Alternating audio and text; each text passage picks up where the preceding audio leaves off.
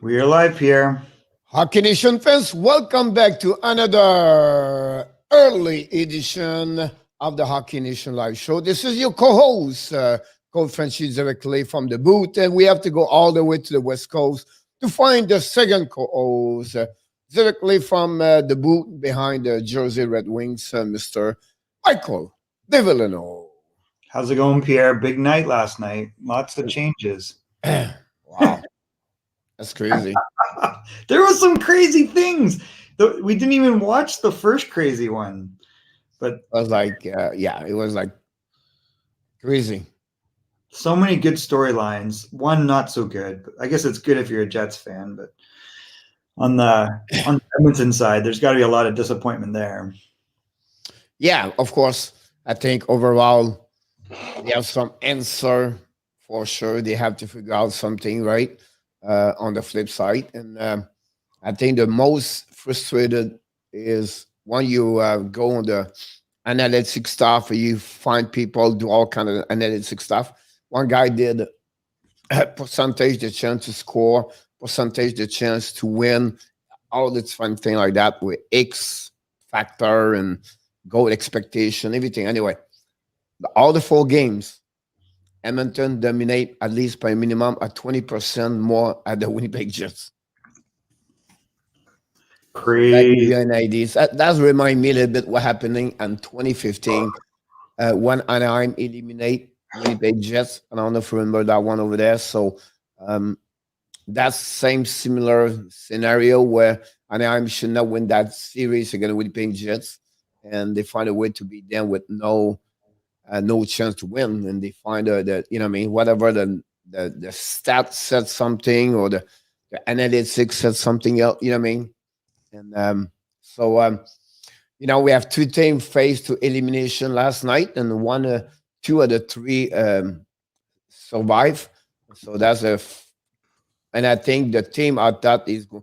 I knew the Edmonton not winning. I would put it more, but for me, it's like they will still compete or try to win at 6 period hockey, and it's 3-0. So just give you an idea how the mindset of hockey players sometimes it's crazy or it's like amazing.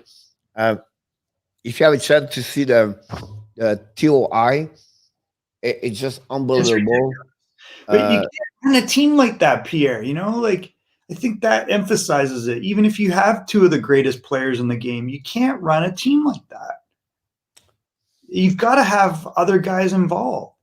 You look at Vegas, and they're rolling 4 lines. You look at these other teams some of them are rolling 4 lines, and they're having success. Like the Islanders and Penguins aren't sitting there playing Crosby and Malkin 30 minutes a game. Yeah, Daniel Nurse, Michael. He's still on the ice the full first overtime. It's insane. Like one shift, he played 4 minutes 47. How can you expect guys to perform? If you look a little deeper, they play as 7 forward. Wow. So and what's great, I will say, Chiasson got on the board. You barely saw him after that. Nugent Hopkins, I thought, played very well. That was one of the better games I've seen him play. And I thought Puya-Harvey looked very good. So, that was positive. But, you can't just keep rolling 2 lines. That's insane. Yeah. So they were changing all the time, Draisaitl and McDavid every 2 shifts. And they would put a winger and then bring 4 other players. 3 players, maybe 4 forward, never touched. Alex Chasson never played. They bench 3 players like that. So are we at 205, Pierre, for subscription? I think early this morning it was 205.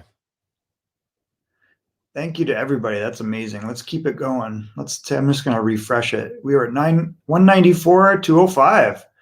So did we add 20 or 30 yesterday? It was about 184. Yeah. 21. So 16, 21, yeah. Yep. Good morning, Michael Rosenblatt. Michael was at the game yesterday to see Spencer Knight to win the game. Michael have a great time over there, I'm sure. But the Monkey Boy, first time aboard. Welcome aboard. Hopefully you subscribe to our YouTube channel. That'd be great. And get a rock, Tim. Welcome aboard. I'm sure you're happy to get that W for the Panthers. I'm sure. Chez Salman, we didn't see you yesterday, but welcome aboard. Bon matin, mon ami. Le Mario OW. We go. Good morning, buddy. Hopefully you're doing well over there. I bet it was amazing over there. Thank you so much, Bud, the monkey. Appreciate that. So so many things to talk because yesterday I 5 game where it's rare, Michael. I know. And tonight we drop at 2. Well, yeah, I don't know. We can start with. Oh, by the way, we have Frank Wells showing up at 12:45. He's going to give us all the news from the Montreal Canadiens. He's going to get all the inside of the practice at 11 o'clock this morning. So. Oh, okay. Yep. Let me do this. I'm just going to reshare this. So that's pretty much what happening around the league. But the 29 years old goalie did, the 20 years old did NHL. You talk about not 29, but 20 years old. And the Jets, like Lemario said, the Jets win in 4.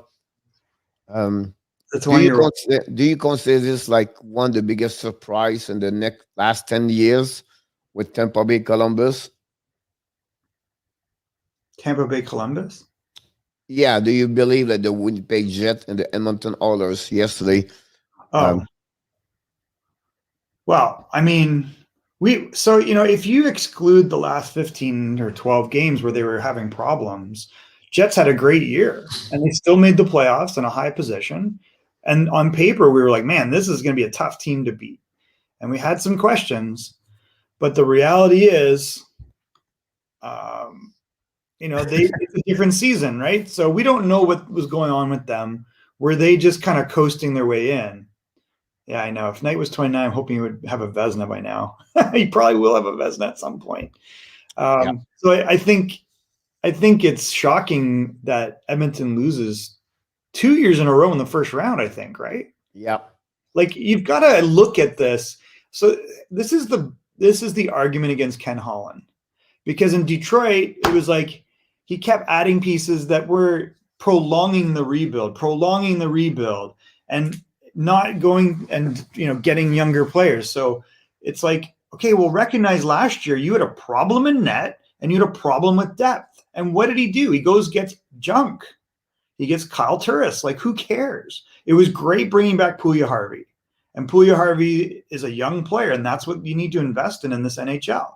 You need young talent. So they got to go with Bouchard next year. They got to go with Broberg. Like, they've got assets, but there's a big gap there. What do you do in net? You still don't have an answer. And that's. Well, I think for me, it's the fact he did not move as a trade line. For me, that's the one there. I think, like now he have to figure out with Larson and Nugent Hopkins. That would be 1 and 2 there. And then after that, he need absolutely to find a goaltender where, everybody's going to running after Chris Traeger. And then after that team is not too bad if you can add another asset as a top 6 forward. That's the thing. But now you're at risk because your number 2 or number 3 defenseman, Adam Larson, is probably, he could be gone. No, he was still there. He could go anywhere and get bigger money. No, by the way he talked last night, the way he mentioned this, he does not want to go nowhere. Things change when your agent gets involved, Pierre. And then you've got Nugent Hopkins, also unrestricted. These guys aren't restricted. So you got 3 major unrestricted. You got Barrie, Nurse, and Larson, who are the guys that you're playing the crap out of. Like, these guys should be signed by now, Pierre.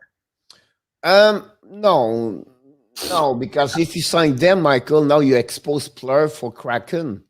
And now you're going to have a losing player on the Kraken because you exposed Plur. They are UFA right now.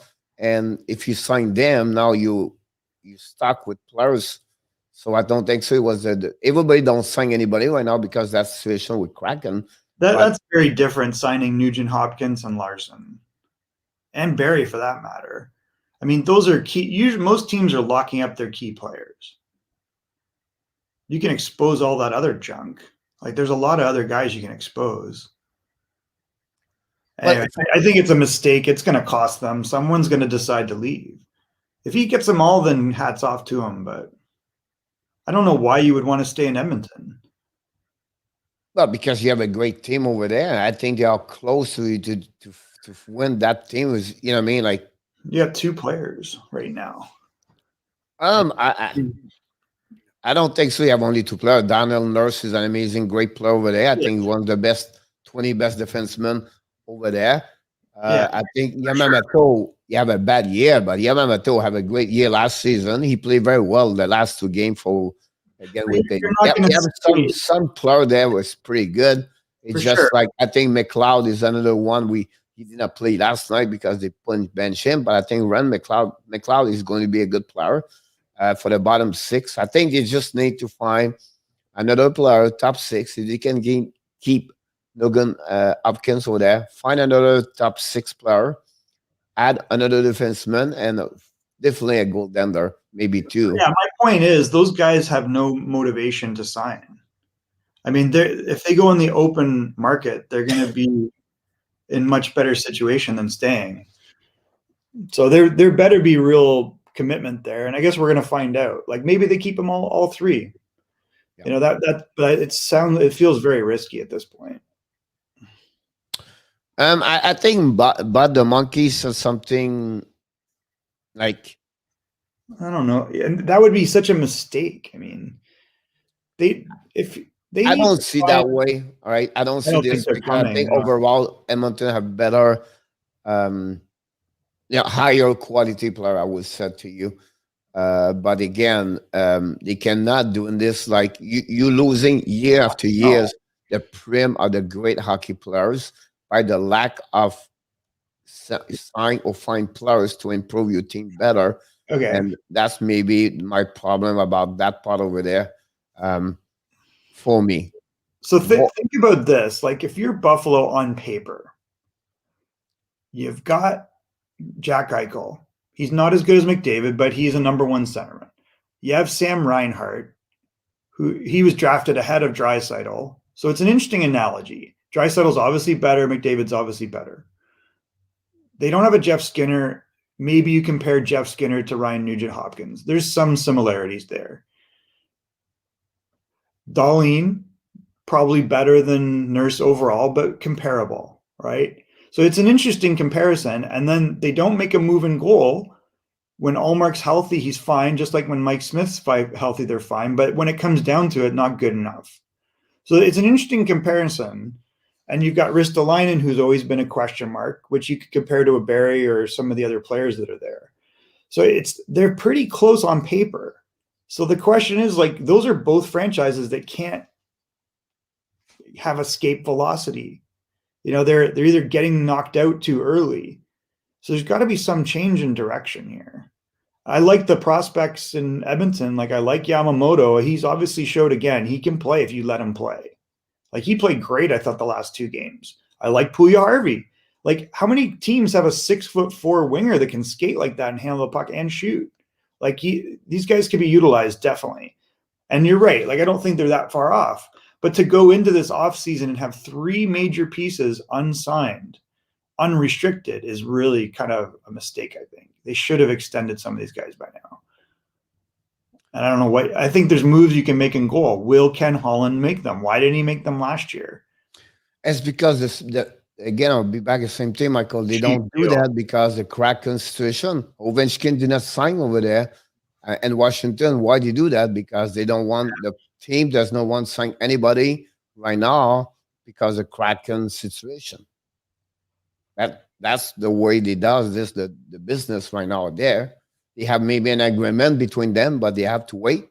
But I'm telling you right now, the reason why the team don't sign UFA or they just wait. No, I get it, but those are mistakes. I mean, that's a serious mistake. You're giving the Kraken and everybody else first crack, no pun intended, at 3 major pieces of your team. But yeah, but at the end of the day, you don't sign contracts during the year, right? You wait. Sure you do. Players get extended. Yeah, anyways, it's a mistake in my opinion. I would not have let Nugent Hopkins get to this point. His value's just gone up. Yamo, yes, we did until to the end at 1:35 in the morning. Steph came back on the on the live stream last night, this morning, whatever it is. He was 7 o'clock over there. John Gregor, welcome aboard directly from Boston. Thanks again to participate last night, John. It was great to having you in the live stream last night, and everybody else was around. Lemario, Yamo, I know you stopped. NHL, you stopped by. And hopefully to see you, Bud the Monkey, on the live stream we do every single night during the NHL playoffs. So thanks again. And I think the next game we can talk, I think is the biggest game for me is the Panthers, because I think you have a great story over there last night. And I know Michael was there. Tim followed the team. And I think this, like, you know what I mean? Like, Great he was the youngest player in the NHL franchise history to start a game at 20 years old as a team faced elimination. That's the first time. And he is the second youngest goaltender to win a W in that situation. And the first one, Michael, Don Beaupré. Wow. That's a long time ago. Was that with Minnesota? Yep. Interesting. Nat Lafont, welcome. Michael, last night was amazing. At 1 o'clock, we started talking about players. Like, we're watching the game, but they have a me. We meet a new guy. His name is Patrick. He's from Saskatchewan. He loved the Vegas Golden Knight. Then we have another guy. We're 5 guys anyway. We start talking about the old hockey, and it was so great. For the first time, Michael, I wear my Butch Goring helmet live last night at 1:30 in the morning. Because we talk about Butch Goring and all the story about hockey. It was a great live stream yesterday. So awesome. Thank you, John. Yes, we reached the 205. We talked during the live stream. Everyone's so happy for 200. The next move to 250. Maybe at the end. Maybe 500, 1,000. So let's keep building momentum, guys. By the end of the playoffs, 1,000. We're aiming anyway, you can talk about the Panthers. Well, yeah, no problem. So, I mean, it looked, a little bit crazy early on because it was almost like the first 53 seconds or something, right? Like really early in the game, wasn't it? Yeah. A mistake again between Yandel, John, and he didn't stop the guy at the red line.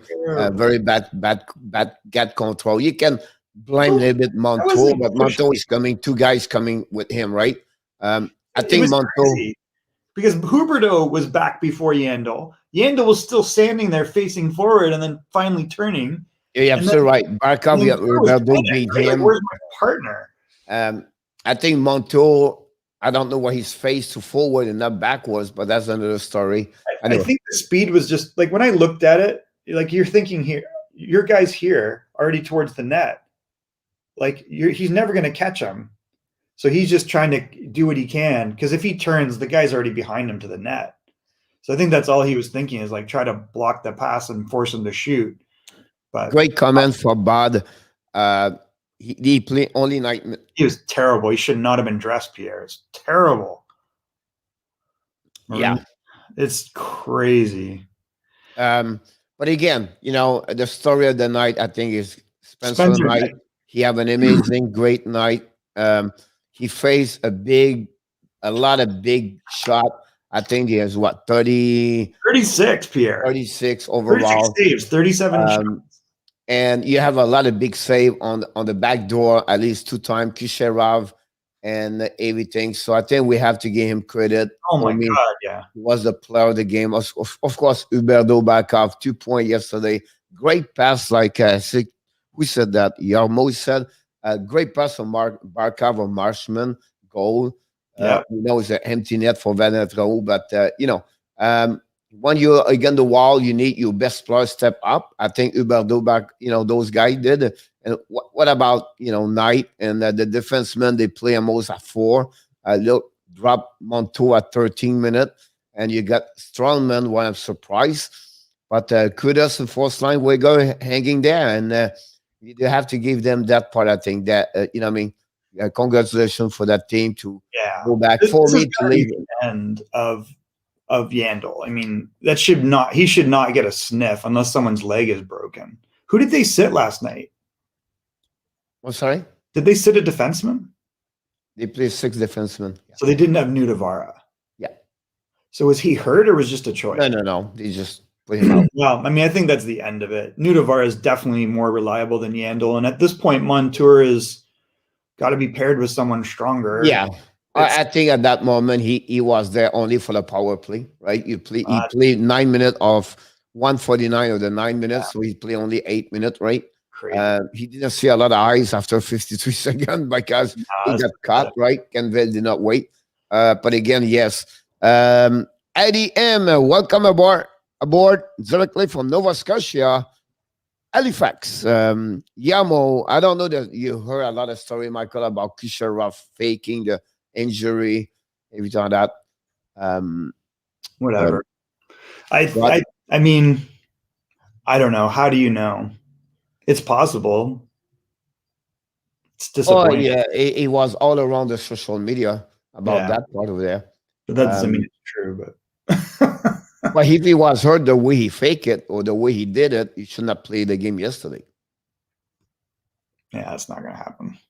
Yeah, I mean, like it was really poor behavior of an all-star game like that to do what he did.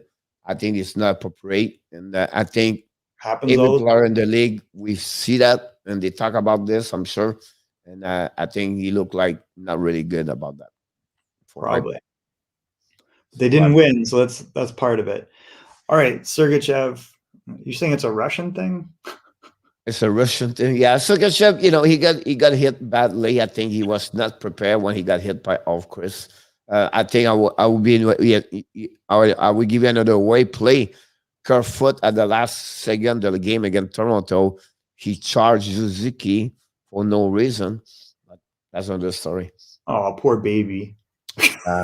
Yeah, but it is a charging like he skipped. I'm not agree for anybody check when the players jump in the air.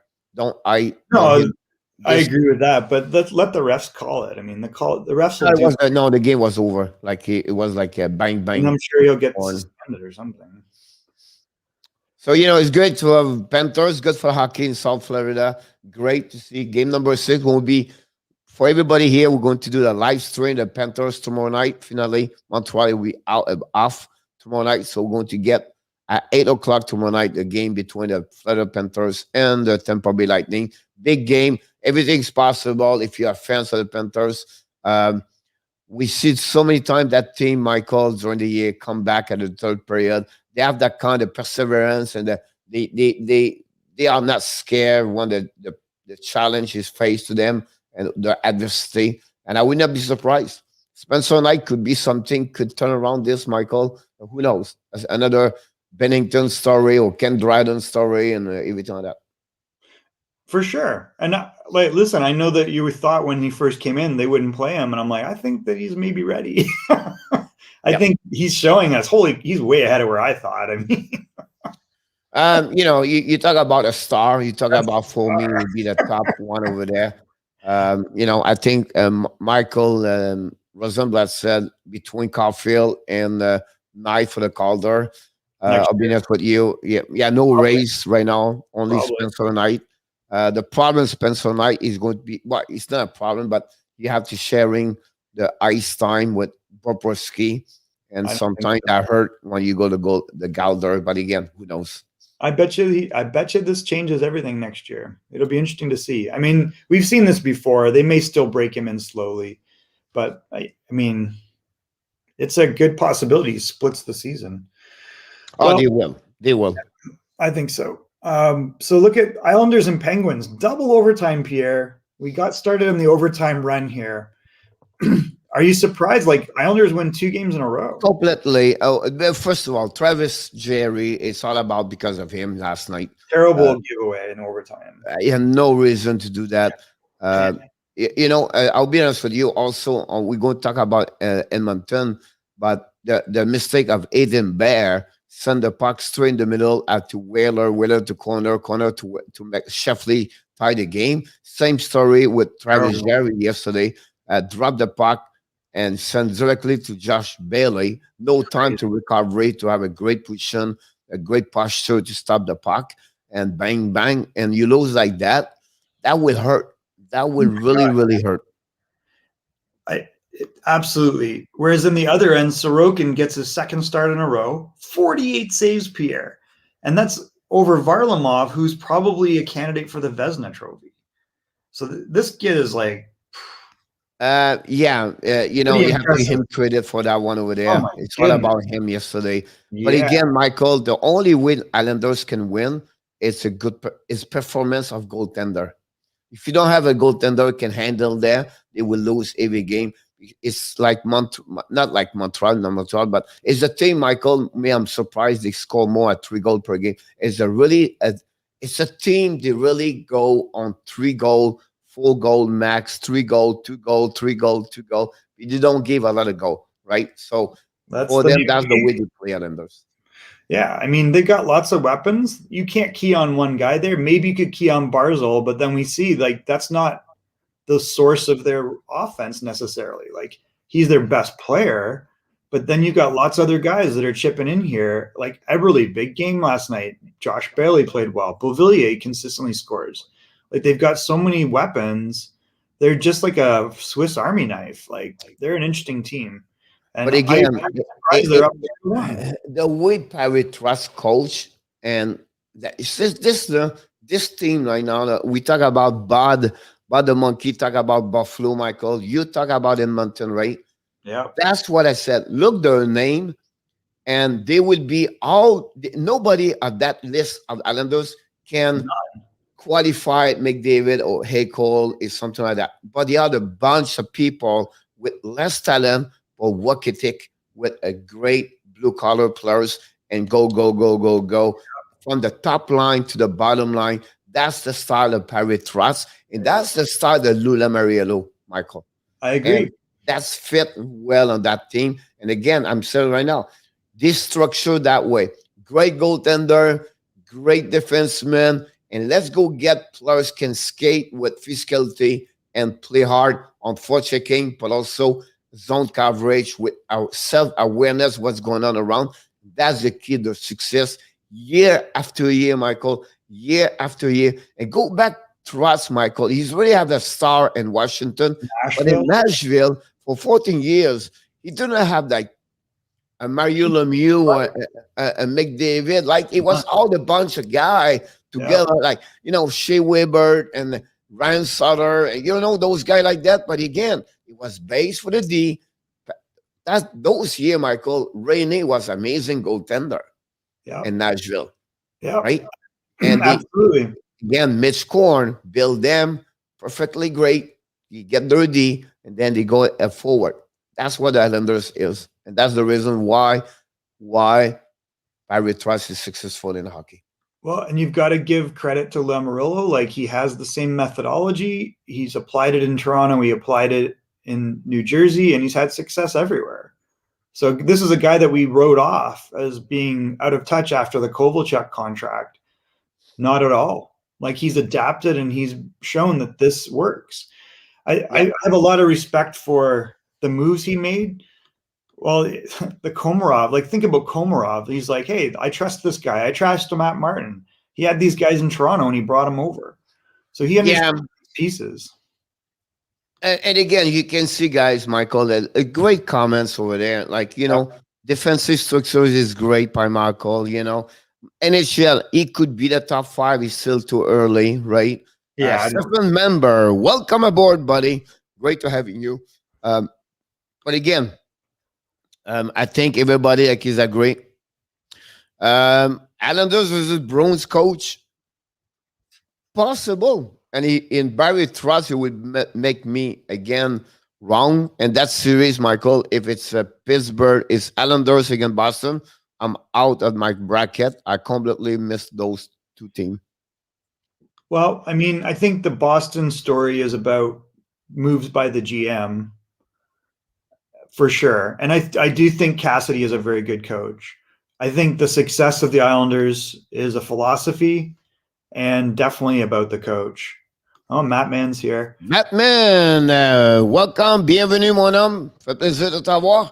Again, Michael, I think is great. And again, if you look Boston, who's the superstar? Like, you know what I mean? Like franchise player, like the top of the, you know what I mean? Like someone. Well, they got a couple, Pierre. They got Marchand, they got Pasternak. They got not Bergeron, a franchise player, Michael.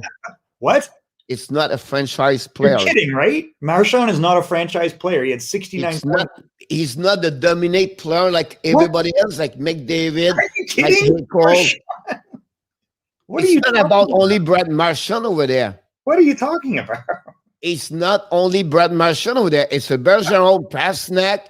It's a trio over there. It's not a franchise player. Mario Lemieux is a franchise player. Marchand's not a franchise player. Steve Yzerman is a franchise player. Joe Sakic is a franchise player. Matt Sutton is a franchise player. Okay. But not Brad Marchand, you're going to tell me is a franchise player. He's the third leading scorer in the NHL. He has 69 points in 53 games. I understand when you make by that. He's got over 700 NHL points, and we're still not calling this guy a franchise player. He's not carrying the team year after year on his shoulder like those players does. Are you looking at his stats since 2017? The 85 points. So you're telling me right now he's better? 100 points here. You would tell me he's a franchise player like Nathan McKinnon? He's not McKinnon, but he's pretty damn close if you look at his production. Look at his production, Pierre. What are we talking about? This guy's like 85, 100. I don't see 40 goal there. I don't see 50 goal like Ovechkin. What? I don't see. He's not a franchise player. He's garbage. Like, I don't see Marchand as a 40 goal. I can't believe. All right. Well, I think that's for another day, but I think we're selling Brad Marchand short. He's had more points.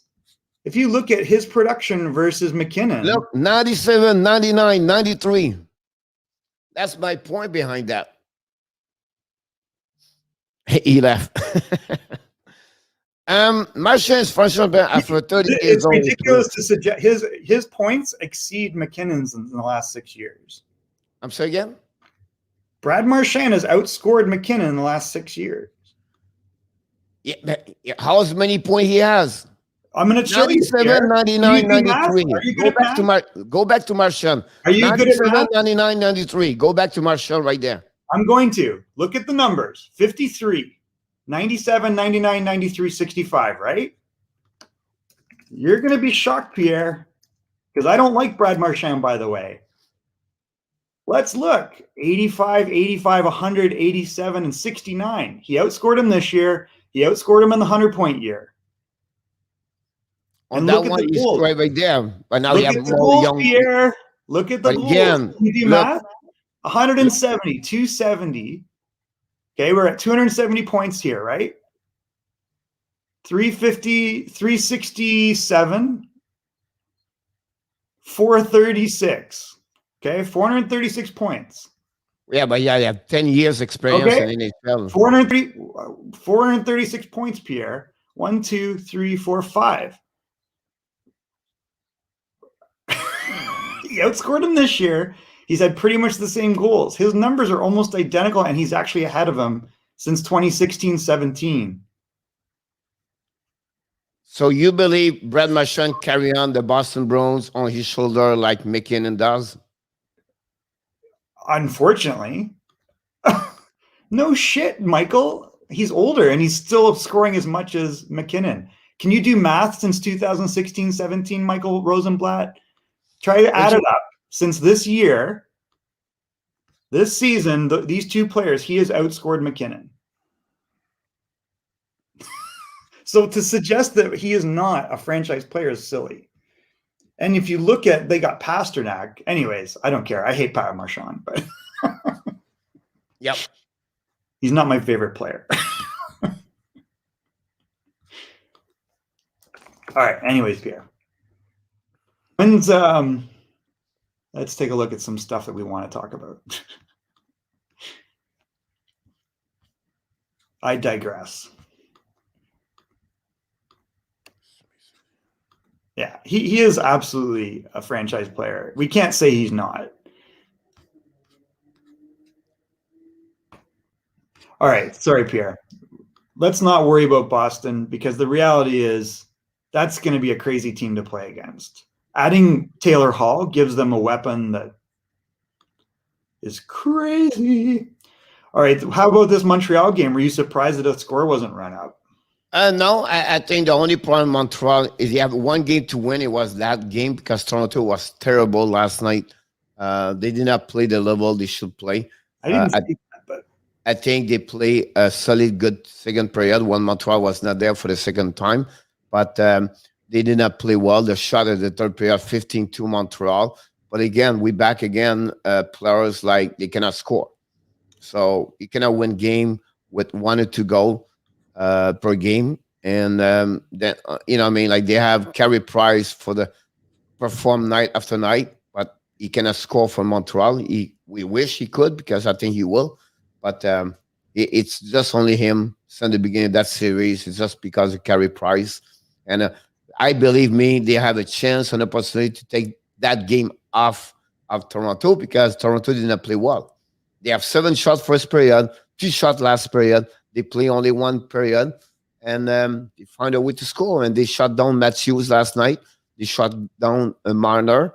You know what I mean? Like when you shut down the best of the best, I think that will be difficult for them.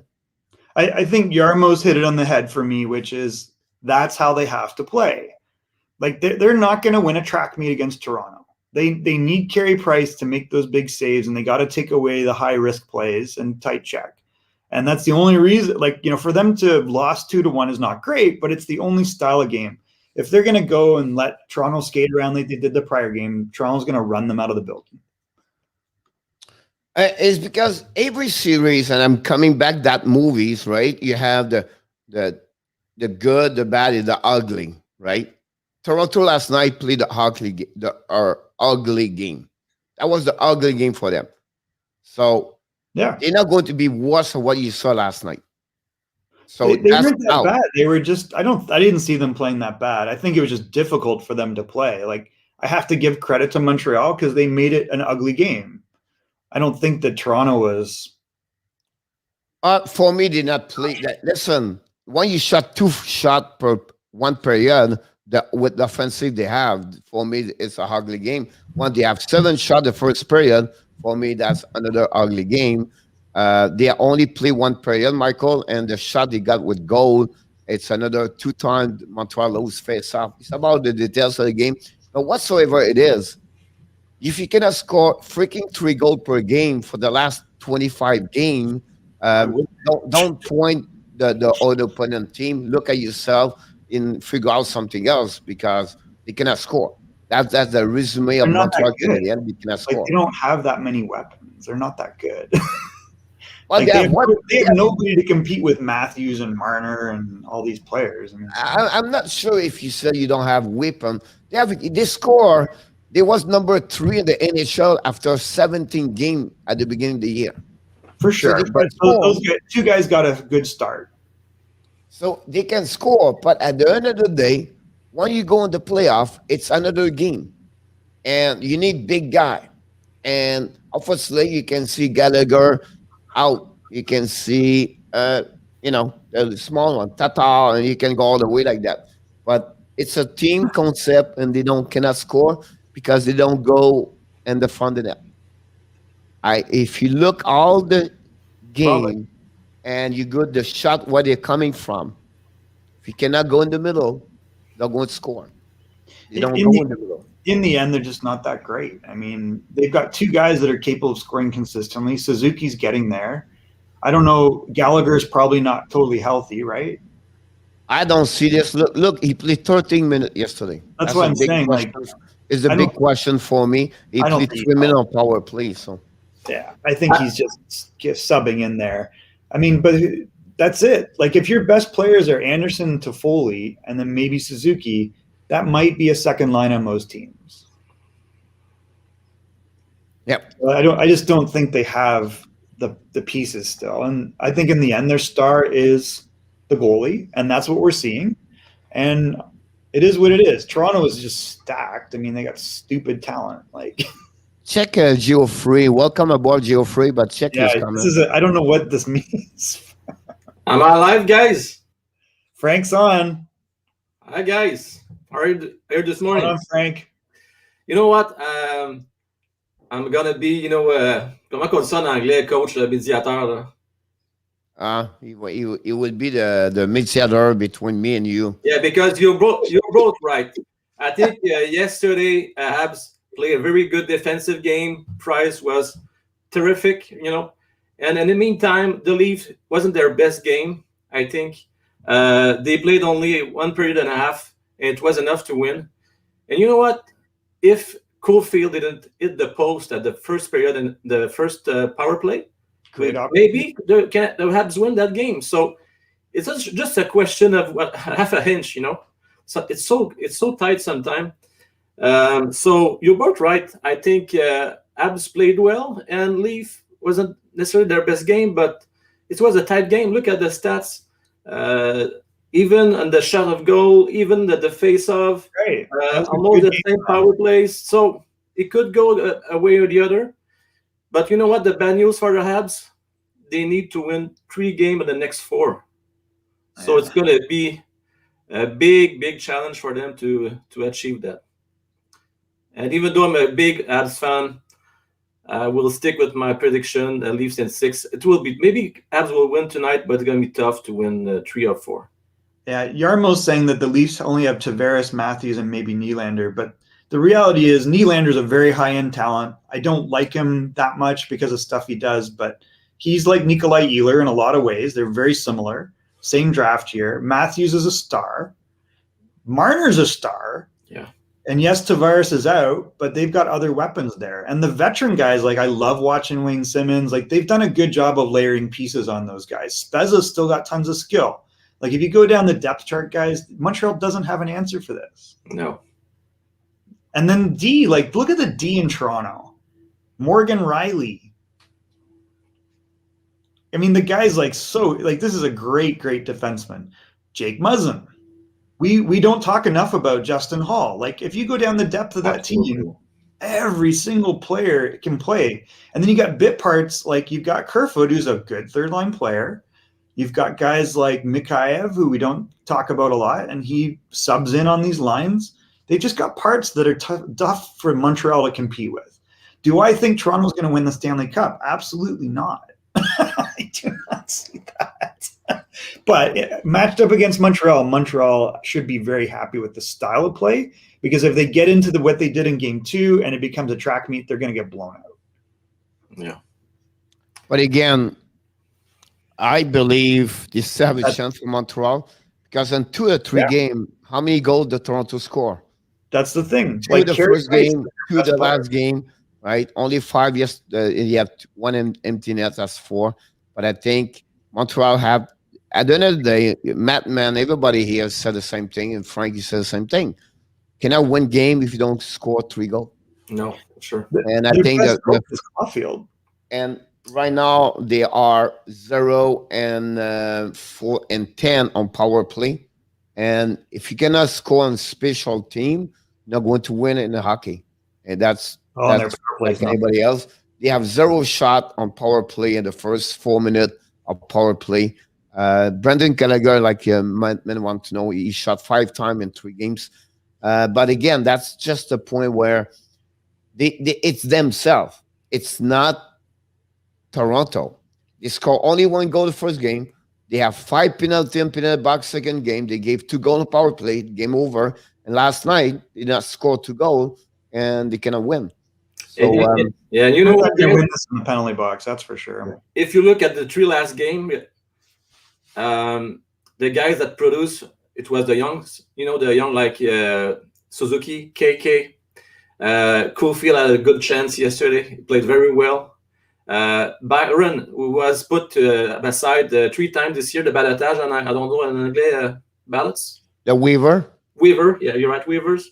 So, you know what? I don't understand why we still in Montreal Canadiens to be so conservative and don't go with your youngster. Romanov is still, I don't understand it. We'll be stick with Merrill, and he play awful on my point of view, and Romanov is there. We could use them. So I don't understand it. I mean, I get the logic of Merrill's, number 6, 7 guy. He's been around. He's big. He makes mistakes, but he kind of recovers. Romanov can be high risk, high reward. I think you have at least with Romanov a chance on the power play. So that's maybe why you do it. But 5-on-5, it's risky in this type of game because Romanov doesn't have a feel yet for when not to overhandle the puck. Like he goes and creates 50-50 battles instead of making smart plays that are 90-10 in his favor to get the puck in. So I think that's probably what the coach is thinking. Like, listen, we got to play this tight, guys. These guys are going to run us out of the building if we try to get into a track meet with them. But to your point, at some point you pull the trigger and you say, let's let Romanov play. Let's play the crap out of Caulfield. Let's let these guys go. You saw Suzuki. I mean, Suzuki played great last night. So I think you're right. At some point, you got to trust the young guys. And they're just a little bit short here. Their star is Carey Price. Yeah, but we use the same recipe since 8 or 9 years, We still try to be conservative and go with our defenseman, our goalie. But now we're not able to score. So why don't go all in, try, big rewards, big risks, like you said. Go with your youngster. You don't have nothing to lose. It doesn't work if you stay too conservative and stay with, try to play a tight game. It doesn't work. So anyway, I don't get it. And we need to do some big changes in this hyper management. So my point of view about that, coach. I think I have to move. It's easy. You face to a better team. At the end of the day, better team find a way to win. And that's happened yesterday. Will happen again maybe tonight and the next game or in the next game. That's what happened. They are diminished by Tavares. And I think they're going to face an amazing, great. The winner of this series is going to face an amazing, great team. Winnipeg Jets right now. They are flying a very strong team right now. But again, I think for me, he's going to have a couple of change. But tonight, you talk about tonight, you take out Merrill for sure. You bring Romanov. It will be Romanov. Will not bet with me. Merrill will stay. Romanov is in the extra skating this morning, so he was one of the only one on the practice this morning. So that means he won't play tonight. So forget Romanov. So it's Merrill or Gustafsson, and please, over my dead body, don't put Gustafsson on the lineup, please, tonight. Is he that? Again, if it's the case right now, if you look how they play Montreal now, they play almost a 4 defensemen. I think they are smart, like Dallas did. They play like 12 minutes. Kulak and Merrill have 12, 13 minutes yesterday, and that's what they should play anyway. But I think if you want to use Romanov and 12, 13 minutes, that'd be awesome.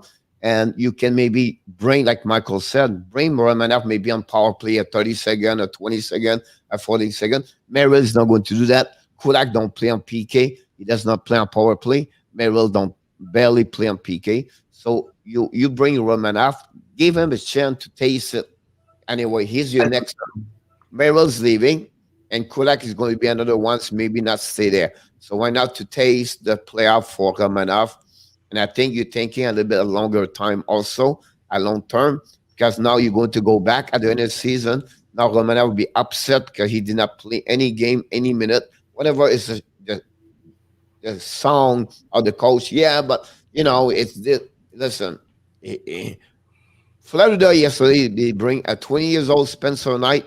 They have a goaltender, a $10 million, and the bench. We went this 2-time the Vizina Trophy, and we have a Chris Trigger, one of the best goaltender on the stat for the last 12, 14, 16 months. And what he did, he put Spencer Knight.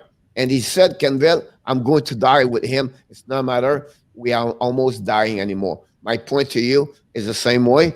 Why not to die with Romanov and Merrill in the same anyway?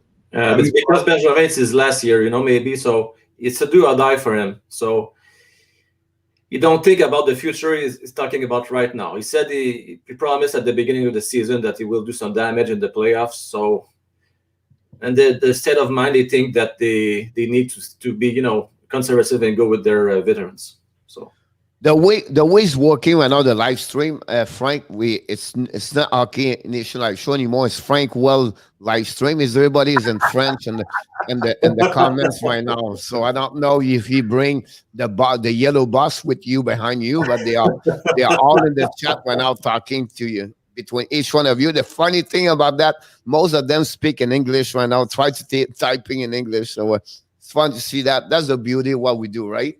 Yeah. And it's crazy to see that. So yeah, let me say hi to Leo, Matman, Matsis, Xavier, hi gang, nice to meet you, and all the others also loyal follower of Mike and the coach. So hi everyone.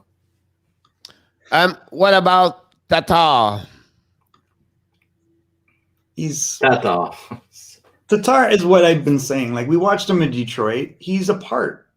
And he's never going to have an impact, and he scores goals every year. Then you're like, that guy scored 20 goals. And I know people were so excited about him in Montreal because I think they're just starved. And on paper, you're like, he scored again. And I'm like, he's competent, right? Like, he's a guy that's not going to hurt you. And in this regular season, he'll get goals, but you won't really notice them. They're not going to change the course of a game. And then when it gets tight, he's not a big guy, guys. He's like 5'10". And he's not strong. So he's more clever than anything. So it's not going to have a big impact for you, unfortunately. And that's what we saw in Detroit all the time. Like, it was just not, it was him and Nyquist, and Detroit really struggled with those two guys in a bigger role. What do you think, Frank? Well, 100% agree.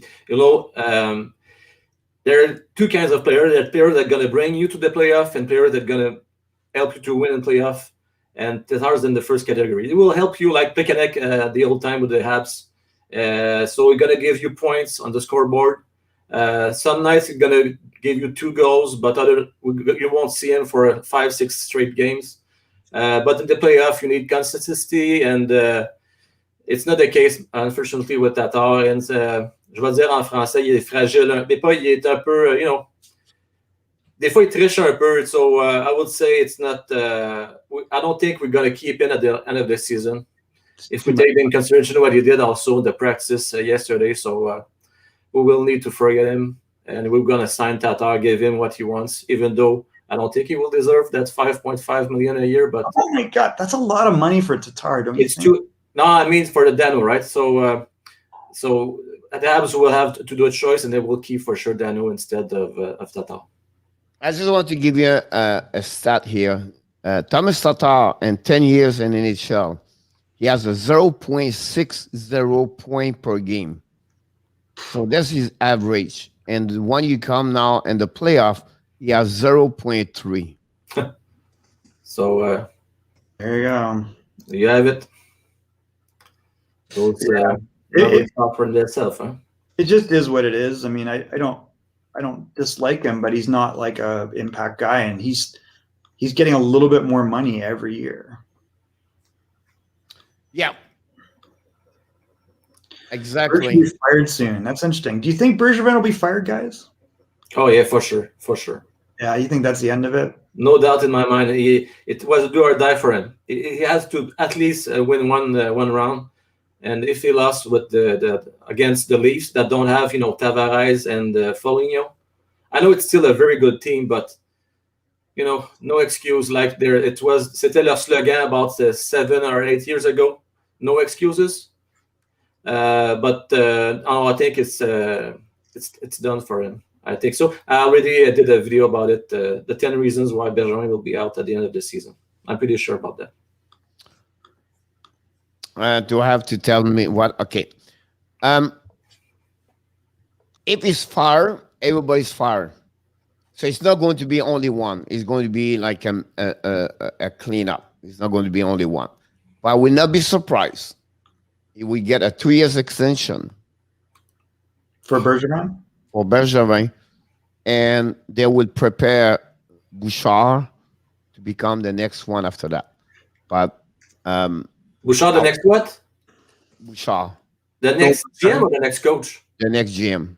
Really? Bouchard? Are you kidding me? No. Bouchard, the next GM. Oh, I don't agree on that one. I'm not saying that he doesn't have the potential, but I'm not seeing it.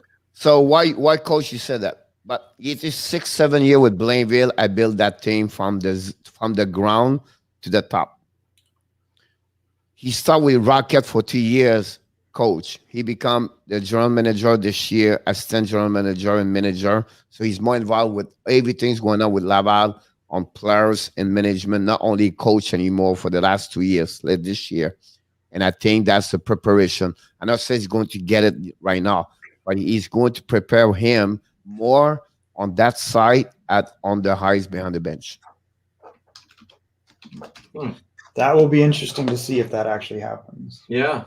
I don't say the fire Bergeron, he get the job right away, though. That's not what I said.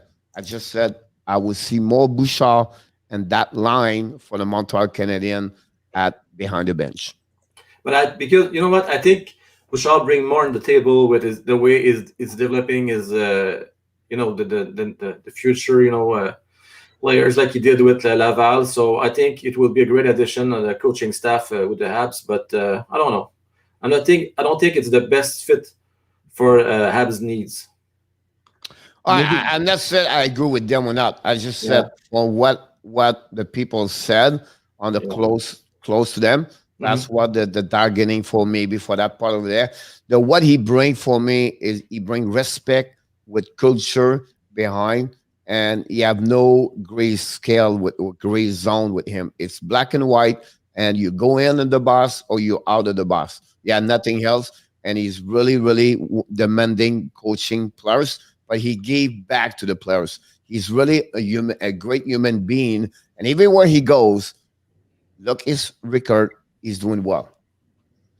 And I think that would be something about that. But I would not be surprised Bergeron have another leash of 1-2 years, because in NHL it's rare. But again, usually they never leave because you have one more year to go, right? Yeah. So I wouldn't be surprised they gave that one over there. One team, because and the rules in NHL for coaches, manager, everybody, they never sign the contract after it's over. Always an extension. It's always at the end, before the last season of the contract, they offer something usually. That's the rule in NHL, assistant coach, everybody. So for me, if you don't get the extension this year, that will show them a little bit one more. But I would be shocked. That's shocked. But I would not be surprised if he stay there. He's not get fired. That's my point. Oh my God. We're gonna find out. I mean, it's a possibility. I just feel that the challenge has been, have they moved the needle enough? They've done a decent job of bringing in talent, but not enough, right? Like, it's like there's still enough gaps that they can't compete at a high level. They're kind of on the edge of getting in all the time, and yet it doesn't feel like a total rebuild. Like, where's your future superstar? Maybe it's Cole Caulfield, but you still don't have that superstar guy. So, and Carey Price is kind of at the end of that line, maybe, right? Like, how much time do you have left with Carey? 5 years. 5 years. Oh, 5 years of contract? Yeah. So you're kind of blowing this guy's career. I mean, when's he going to get a cup?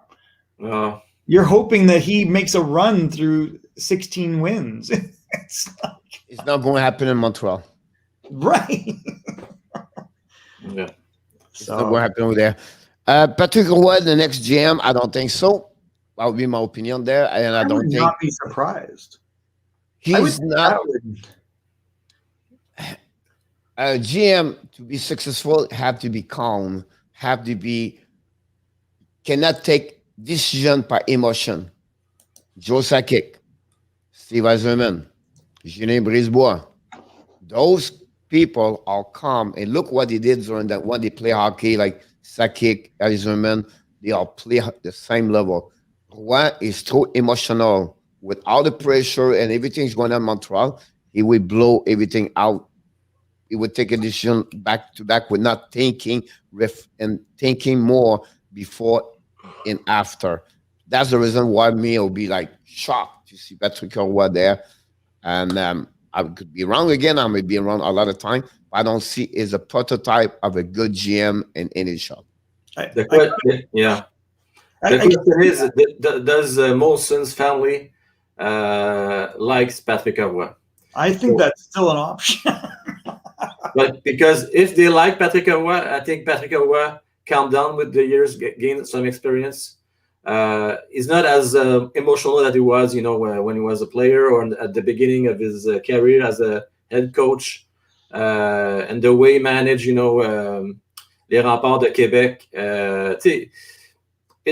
I won't be that surprised. I think also it would be a good marketing move from the Canadiens to have Patrick Roy back to the family, So that being said, I'm not saying that it's going to be a done deal, but it will be. I think it will be very great for the fans, for the team. So he will be yeah. I think it's very realistic that, first of all, he'll talk to them. Yeah. And I think the reality is he had success in a situation that maybe other players, coaches wouldn't have in Colorado. And he did on paper, he's won a lot in Quebec. And obviously he's a legend, and there's always been, it's like the fortunes of the team have never been the same without him. So there's that superstition factor. So I think he's going to be in the mix. Is he the best choice? I don't know about that. I mean, I think, has he been a general manager in the NHL? No. And he didn't like the direction that Sakic was going in. Obviously, the direction Sakic was going in was right. Yeah. Like, that was the reason he left. So is his judgment the best? No. Well, what I heard, the reason why he left is because he wants Radulov, and Sakic doesn't want to have it. And for that particular situation, I think Roy was right. You saw how Radulov was good with the Habs. How he was good. How he's good also with the Stars. Oh, was that what it was? Yeah. He wants to have Radulov because he already coached him, with the Remparts. You know him very well. Absolutely. And Sakic doesn't. That's a problem. Patrick Roy cannot be a coach because he take too much place. The team. Maybe. So it's hurt with. You're saying he left over because Sakic wanted a big Radulov? No, Roy want to have Radulov. Sign him, and Sakic didn't want it to have him. So that's what happened. And this story told us that it was a mistake. But you're right about Sakic. No. I don't know. I don't see that. Radulov is what he is. I mean. He's a different cat, right? He had a lot of controversy in Nashville twice. He obviously played for Roy for the Rampart, but that sounds like bad judgment to me that you would leave that job because of that. You had a young Nathan McKinnon. They obviously got a lot of assets back for Duchesne at some point. The mistake that they made was letting Ryan O'Reilly go. That's that's kind of a personal judgment on my part, but like, we don't want to pay this guy. Wrong. Why are you playing him on the third line? So the last word, Frank, was the final score tonight. Final score. It's going to be a tight game. I won't do like you, Coach. I will commit myself. Okay, I don't be afraid to commit myself. It's so hard. We will win tonight, 3-2. It's going to be a tight one. I wouldn't be surprised that it's going to go in overtime this time. Because it's a do or die for them. If they don't win, that's done. I don't think they can come back deficit 1-3 like they did against Pittsburgh or Capitals 7 or 8 years ago. So now with the team that they don't have a lot of offensive. So 3-2, Canadiens Montréal, mon cher ami coach. The score. So you think they will score 3 goals tonight? Yeah. Really? Positive. For the first time since what? I don't know, the last 20 games? I don't know. When's the last time they made 3 goals in the playoffs? They beat the bubble last year, but it doesn't count for me. Yeah. Oh, we lost Pierre. Oh, no. We lost Pierre. So for me, I don't know. It's going to be interesting. I don't know how to predict this game. If Toronto gets any momentum going, if they start skating, they're in trouble. Yeah. Like, they just can't keep up with them that way. So it's got to be a tight game. I don't, yes, we complain that, they can't score, but I don't know if it's realistic. Those defensemen in Toronto can all skate and all handle the puck. Like they've just got too much going on there on D. Like we don't give Toronto's D overall the credit. Like Sandin last night looked like a little Morgan Riley clone. Well, I think it's Campbell. I think Campbell is the big difference there. I mean, he's good. He's not Carey Price, right? I think he's played well, but he also has a lot of stuff, like doesn't have a lot of dangerous stuff. I think if we play a better team, if like Winnipeg is going to get to Campbell. I find it hard to believe that Winnipeg's not going to get to him. They're big. They got talent. They got lots of depth. They got lots of weapons. Kyle Connor's going to solve Campbell. Scheifele's going to solve Campbell. Yeah. Ehlers is going to solve Campbell. So just give you an idea to answer back. The last 24 game Montreal Canadiens, they score 1 game 5 goal, 2 game 4 goal. Wow. The rest is all 3-2 and 1-0. Yeah. 3-1 Leafs tonight. I think this is more realistic in my head. Leo, come on. That's actually not a bad call. Like you got to think at some point Toffoli gets on the board, maybe Caulfield. I think Caulfield's going to get on there. I really like the way Suzuki plays. It's tough. Like they don't have the horses that Toronto does. So I think they got to keep playing it tight and try to chess match it. I would give you the final score 4-2. 4-2. It's not bad. I think that's possible. I think it could be a 3-2 game and then an empty netter. It's going to be an empty net. And I will tell you to the team tomorrow who's good. I recognize you, Coach. Everybody knows, Greg, John, that the last time I'm good to find a score. I'm not good to find who win, but I'm good to find a score. What about Predators and Hurricane? Well, we didn't talk about Minnesota quickly. Minnesota pulls out a big win last night versus Vegas. Kiril, the Thrill gets on the board. For me, is like I was not impressed by Minnesota, honestly. Last night? Only 12 shot, 3 goal. So for me, that's true. It's not about Cam Talbot. He got like 37 shots. It was all about him. I don't say he not play like Talbot played great. It's just like they took advantage of absolutely 2 bad goals from Fleury, which is rare. Yeah. But again, Talbot, it was like unbelievable. Like everything happened, Frank, between Montreal, the third period, where they could not score, but they dominate. That's happened Vegas. The second half of the game, they was completely the ice was like this at the end of the game, I believe. Oh, yeah. Talbot was unbelievable last night. That's the reason. But again, look, who said Minnesota would be 3-2, 2-3 right now after 5 games against Vegas, and they score only 4 goals in both games. So they barely scored, but they find a way to game. That's my point to you guys. Montreal could be right now 2-1 if they score only 1 or 2 goals more with only 3 goals right now. For 5-6 goals for the first 3 games, they could have 2 wins. That's crazy when you think about that. It's the same thing against the Rangers 4 or 5 years ago when the Habs price was unbelievable. Lundqvist was also very good. But at the end of the series, there was only 1 goal difference between the 2 teams. I think it was something that it was unbelievable, something like 11-10. You know, when you don't score, chances are very, mince, comme on dit. When Kiril the Thrill scores, Minnesota wins. So let's see what happens. He's got off the schneid. He's got some points in the series. I think he's figuring it out, and you're not going to keep him off long. I think the young guys have played well for them. Sturm looks good. Eriksson X looks good. You know, Kiril the Thrill, I think he played pretty well last night defensively too. That was the other thing. He really pissed off a few guys, including Marchessault last night.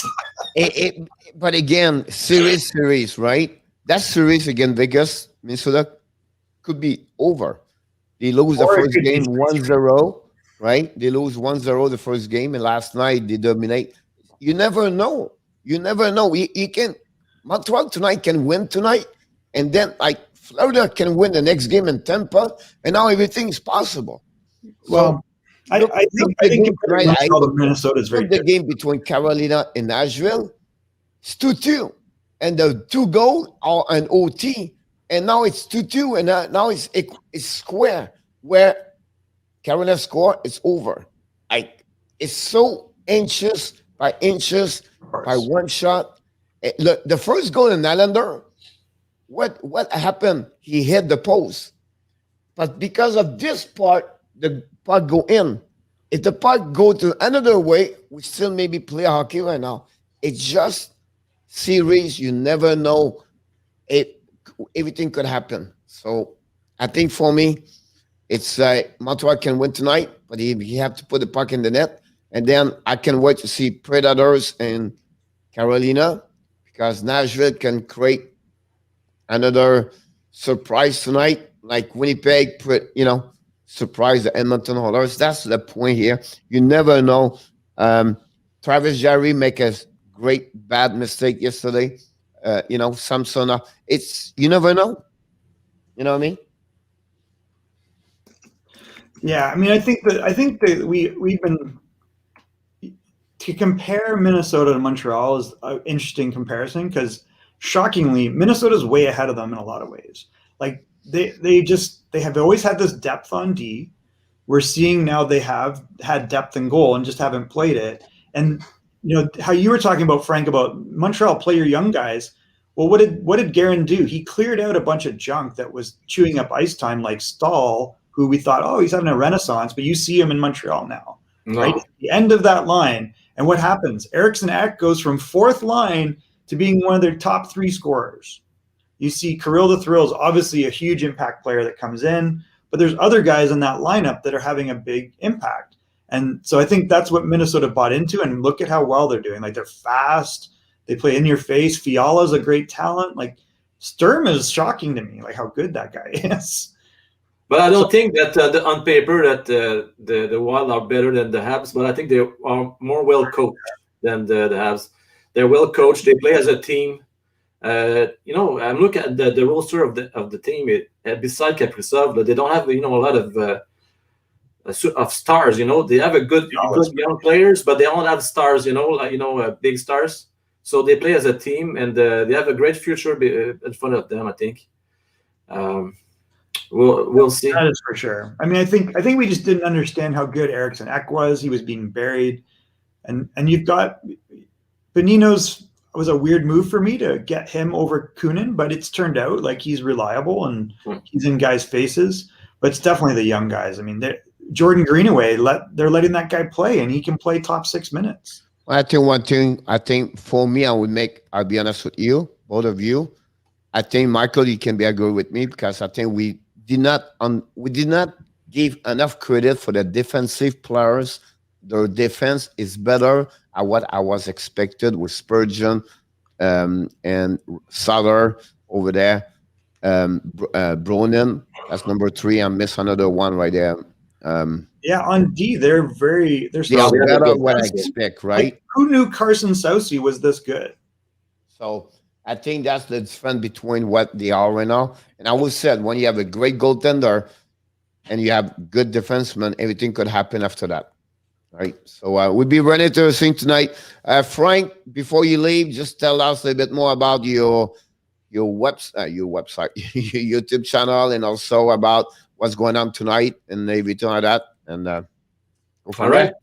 So I'm doing, pre-game, post-game, and also sometimes I'm doing all the games, so the game description like I did yesterday. So I will be live tonight at 6:30, at 6:45. I think we're going to be there also, Coach, before the game. And after that, just for your information, so my website is not my website, but my channel is in French. So for you guys that understand French, you're all welcome. And even though you don't understand French, if you just can give me a hand and help me on my subscription, it will be really appreciated. So it's Frank Will YouTube, and also on the Facebook, One Timer Hockey. So yeah, Michael, you can write Frank Well. That'd be good if you don't mind. That's the YouTube channel, Frank Well. Exactly, yeah. That's where you can find him. Is a French YouTube creator like we do here. It's a partnership, friendly. We start, me and Frank and Michael together. And is it plural, Frank? No, it's perfect like that way. It's perfect. Yeah. All right. So we exchange everything like that, and we have a lot of people here on the chat, like Leo and Mattman and other people here. to stop by to encourage both, and that's we grow since that mutual partnership friendly we did together. It's fun to have both, calm everything like Xavier Matman last night, and I don't know, but just want to let you know, Frank. We was alive last night at 1:35 in the morning. I saw that with your Joe Fa helmet. Did you see that? Right away, I love your that picture of yourself with the helmet. Hey, congrats! About almost 8 hours live. Wow, great! Yeah, job. it was great last night. You know what? It was fun Crazy. at the end. The last 45 minutes, we started talking about hockey, like the old story, That's the reason we talk about Butch Goring, and I have my helmet, Butch Goring, and Does he have like Butch Goring helmet? yeah. Is it made out of styrofoam? It was the old DR, and the funny thing, Michael, is when you shut down the live stream, they put like a thumbnail until you change the thumbnail, right? Oh yeah. So when I turned on my TV this morning, our thumbnail, it was me with the helmet of Butch Goring. I love it. Live. It was so funny until I changed it. But great. Steph Menberg from Sweden. He started the live stream with us, Frank, at 6 o'clock, 7 o'clock, 8. He went to the bed and he wake up. And when he wake up at 6:30 in Sweden, we were still live here watching Edmonton, Winnipeg. So it was a great story about that. So it was fun to see that. Eddie M is from Nova Scotia. Eddie, you can sign up with Frank Well also. He speaks French, everything like that. He is an Halifax Eddie man. He's a new member of the subscriber for the channel. Frank, it was a pleasure to having you. Unfortunately, we have never that deadline, or never finish at the right time. We have 20 minutes over the 12. That's what we do here. When we talk about hockey, we just continue talking. We don't check the time. But again, it's a pleasure to have you. Hopefully, you can come back anytime. You're welcome to be a part. And it's always fun to having you around. So thanks again, Frank. And everybody else, thank you so much. Farewell among us, a new guy here. But again, Mike, Frank and Mike, thank you so much for your day today. Anything else, Michael, Frank, before you leave?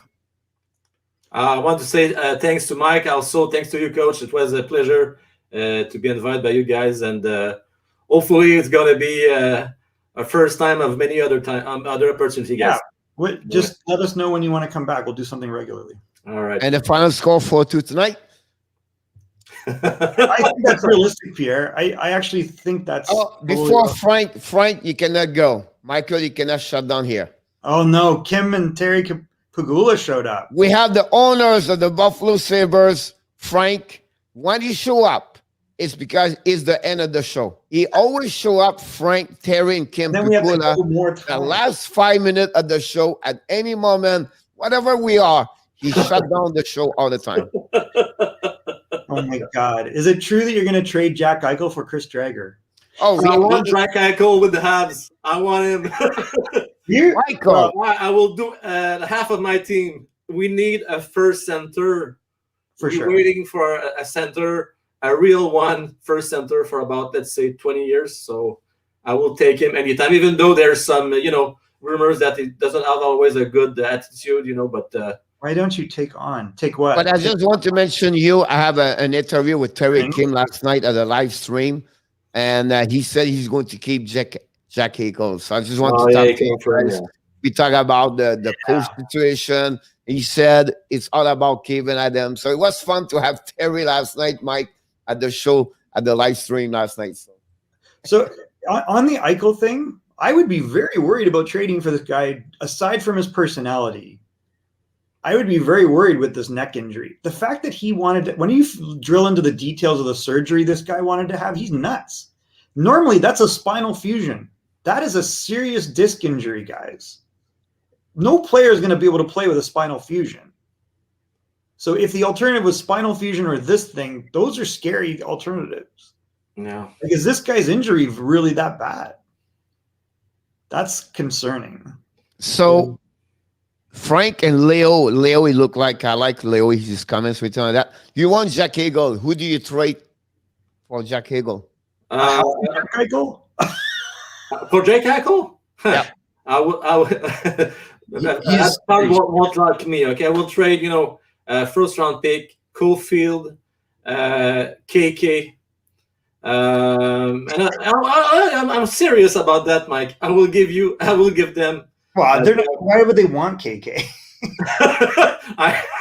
I don't know. Here's our problem. Third pick overall. Obviously a mistake. Better than Kachuk, yeah. What? You're on crack. I'm sarcastic here, but I will give you at least 3 good players. I think Caulfield could be a good attraction for the Sabres, but we need to give a center because if Jack Eichel leaves, they will need a good one. I mean, listen, it's risky trading Caulfield. I know, but you need to pay if you want, right? They won't do it. I agree. Right? I think if Eichel is healthy, I think it would be interesting because I think they're going to want Primo or someone like that, right? They're going to probably want a goalie, a first pick, and Caulfield's probably got to be in that mix. Yeah. And then you go as a general manager, they're going to ask for Suzuki. And you're like, no, maybe not. Or you go, what did I pay for Suzuki? Not much. So that's what it'll come down to. But then you go, does Eichel really do well in Montreal? Does Eichel actually put you over the top, or are you rebuilding everything around him? Because now you've kind of emptied the cupboard of the 2 young stars that you've got. Because I think those 2 guys are legitimate. Like Suzuki and Caulfield they're not going to be poor NHL players. Like you might have 60, 70 goals between the 2 of them. Yeah. I don't want to start anything. How many goals he has this year? 2. Right? Like, this is my point. Caulfield outscored him. I'll be honest with you, Frank. If all the players, the franchise players, including Marchand, look like he's a franchise player, hey, right? Come on, coach. Right? Including him, including McKinnon, including Mike Daniel, and all those kind of players on each player's team. It's a really big risk to get Hagel on 3 things. First, his injury, his behavior, his body language, and that's afraid me to give so much for a quality player like this. You talk about Barkov, talk about McKinnon, you talk about those McDavid, everything like that. I would not be worried, but I would be worried. I'm scared he's a little bit like the Patrick Laney 2.0, a little bit less, but the same kind of players. He's obviously a better player than Laney by a lot. He's produced big numbers. So there's not many guys like that. He's got Austin Matthews level talent. But the difference is one guy's kind of, you see him laughing last night. I'm not going to do anything. So I would turn my question, Michael. I would turn my question. Do you believe Eichel make the other player beside him better? Well, that's kind of my point before, which is like, I think there's you don't have a lot left in the cupboard if you move those guys, because he didn't mesh well with Hall, which I didn't think he would. Hall's biggest problem is overhandling the puck, and he needs someone that will let him do that. Does he make Sam Reinhart better? Reinhart seems better without him. So I don't know, but he gets lots of points. It's hard to say. I think you really, really, to your point, Pierre, you really got to analyze that. I would not touch him for Caulfield, Suzuki, Kokanemi, and Romanov and Primo, first round pick for Eichel. Well, 6 players, no, but no, I won't get no. Come on. My point is I'm not going to touch him. I would talk to another players, but I would not touch Jack Eichel and Montreal for that. The problem, coach, that I'm not seeing any other centers available. Actually, nobody like him. That's the problem. There's nobody on the draft. Yeah. Right. There's no real superstar centerman. Like Dylan Gunther is not a Jack Eichel. Benners is not a Jack Eichel. The Swedish kid is not, Eklund is not Jack Eichel. You got Shane Wright coming, so you better tank for a few years. And I don't even think Shane plays center. Like, Shane's a winger normally, but yeah, I guess he plays center too. But I don't know. It's tough. Like, you can't get those guys very often. But there's an X factor there, Pierre. You're right. I think it'd be like what would be worse, getting Erik Karlsson and giving up Tim Stützle, because they gave up Brandstrom, Stützle, and Norris to get Karlsson, and that's the risk. Now I think that you're getting Eichel more in the prime because he's the same age as McDavid. He's a year older. No, he's same age as McDavid. You don't trade Caulfield. It's an Alex DeBrincat 2.0 at 30-40 goals per year. Keep Caulfield. We are barely have a player like him for many years, and he have a special talent. And I will not trade him allowed to get a center number one. I think we just have to be a little bit patient, and I think not many teams have a center number one like McDavid, Barkov, and McDavid, McDavid or McKinnon or anything like that. But the ones that do are the ones that compete for the Stanley Cup. Yeah. I mean, like, look in your calendars. They don't have a number one. That's Nashville. They do. They have Matt Barzal, and then they got Brock Nelson. Barzal is not number one center. What are you talking about? He's a right wing. What? He play right wing right now with them. Right winger. Barzal is absolutely a top line centerman. So why he's not play center? If Barzal played on any other team, his stats would be like 25% higher. He is world-class talent with any of those guys.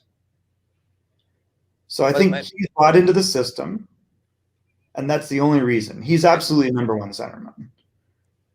Okay, but Dallas don't have a number one like McDavid, everything like that. You have a lot of teams don't have that kind of center like those people. They got Sagan, they got Ben, and they've got Pavelski, and they got Rupe Hintz. They don't produce the last. They also didn't make the playoffs. I'm talking about McDavid. I'm talking about those 10-5 players like them. It's rare to find. Calgary, Monahan, Langholm. Right? You go Vancouver. Right? You can go all the team. They don't have McDavid and Barkov, those top 5 best players, center line. That's normal. It's hard to find those kind of players. Vancouver's got Peterson. He's a right wing. You know what I mean? Like I can find those that Jimmy Benn play right wing. You're never gonna they're gonna get past the first round of the playoffs. But that's hard to find those kind. And when you get one, you got one. You know what I mean? And that's what Buffalo, why they would trade him when it's rare to find. It's hard. It's not easy. They are exceptional. They are different. Yeah. You know, they are coming. They're all right. Austin Matthews, it's hard to find. Would you take Caulfield for Austin? Well, yeah, but honestly, Coach, do you think that Jake Eichel want to stay with the Sabres for a requisition for let's say at least 3 or 4 years? Forget it. He doesn't want to stay with the Sabres for 3 or 4 years, and it doesn't. For the benefit of both, it's not good if he stay there. He will leave. If it's not this year, it will be next year, but he's gonna leave. He'll force it. I mean, that injury will become permanent until he's traded. And guess what? If McDavid doesn't win next year, you're gonna ask also maybe to move. Man, I think he's like, if I'm McDavid, I'm seriously questioning my future in Edmonton. Yeah. And I know the kid is like, he's like a, not a Bale type of person. I don't see that. He's damn patient. I don't see that, but that would be, I mean, I'm not saying this year, but maybe gonna give it another year. In 2019, he said, I give 2 years to the Oilers to be better, and we are there now. So, but I will say it was very tight with the Jets, right? 3 overtime. So you can see it's like they're scrambling to keep up. It's not good. There's obvious problems in that lineup. They got some good parts, and they got some good prospects coming, but I don't know how they solve it without making a couple of changes. And I really I see more of the same pattern that Holland did in Detroit, which is just does enough to not do enough. Well, McDavid is signed until 25, 26. He is. Draisaitl until 24, 25. So is Dubois. Right? So, and if you look all the way to the bottom of that lineup, I'll be honest with you. I believe for me, Yamamoto, McLeod are really the best, and Paul Jarvie. Harvey, I like, and I like Yamamoto. And the rest is nothing else. You have nothing else like solid because now there's Hopkins leaving. There's the Russian kid that's coming up who might be a dark horse. Raphael Lavoie had a good year, but I don't see those guys solving that problem. They are really not on the. They need more balance. Dallin all the way. They need to get rid of some. That 5.7 Neil thing is a real weight around their neck. Yeah. Make a deal and put a productive player in that spot. And they'll probably have to eat some money to do it. It's crazy that Lucic just played better than Neil. So that's not good. Yeah. We'll see what happens. I think overall, the offseason will be very interesting for Sven team. This is not a first line. Yeah, it would actually be okay. Anderson, Toffoli, and Eichel. I'm more than okay. It would be okay.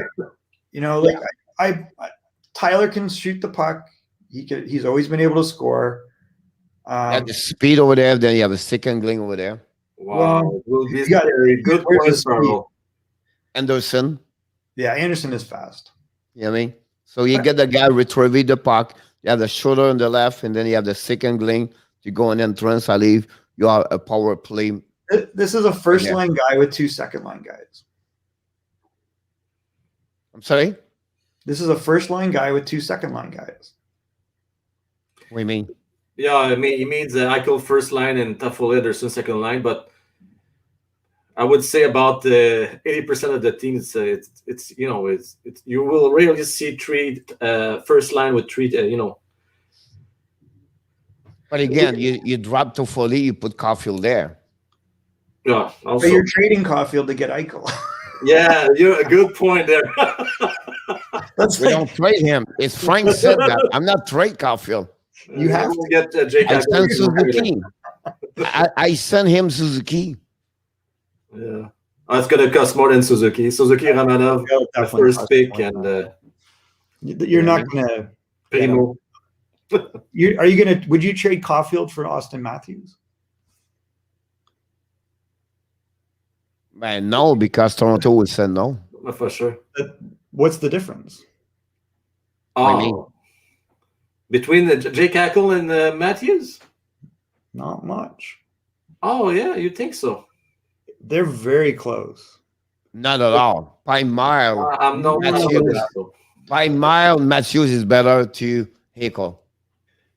I do agree he is better. However, there's a very the physicality, the carry on the puck, the battle, the winner to battle on the board, and the charis of Matthews around and all the way, Matthews is so much better to. I don't think it's that much of a gap, guys. Better. Like you would take Matthews by mile before I take Jack Eichel.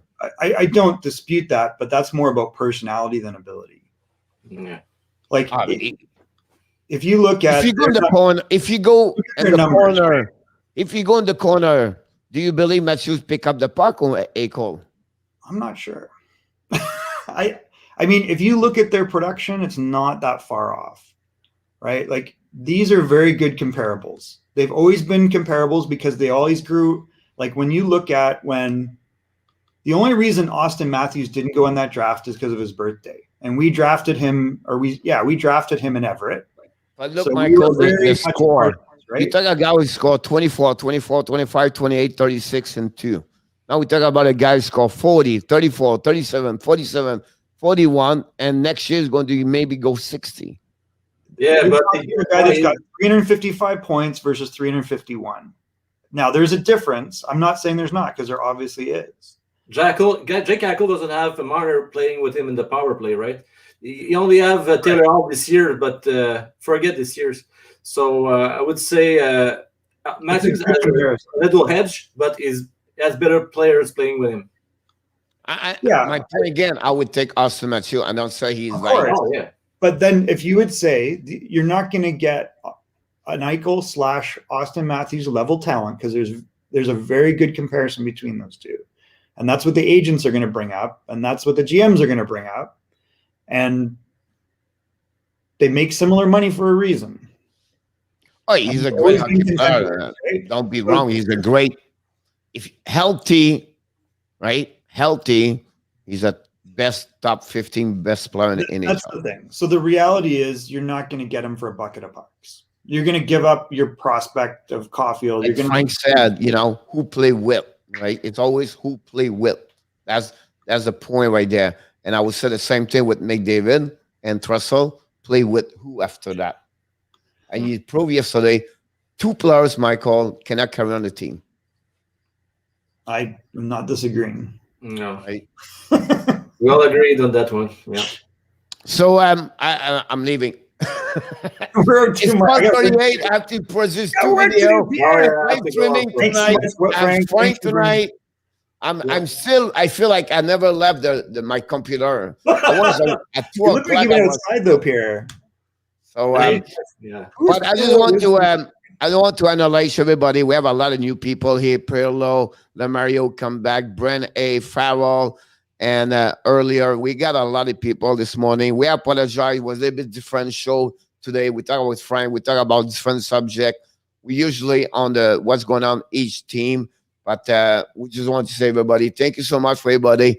Appreciate for everybody. Don't forget, tonight we have another live stream at 7:15, the Montreal Canadiens versus the Toronto Maple Leafs. And tomorrow night, we're going to do the Florida Panthers for the first time of the playoff. Tomorrow, big game at 8 o'clock again at Tampa Bay Lightning. And don't forget to follow Frank Well YouTube channel. And I will see you, Frank, tonight during your pre-game show. Thanks, sir. See you tonight, guys. All right. Have a great game, everybody. Talk to you soon. Bye. Thanks.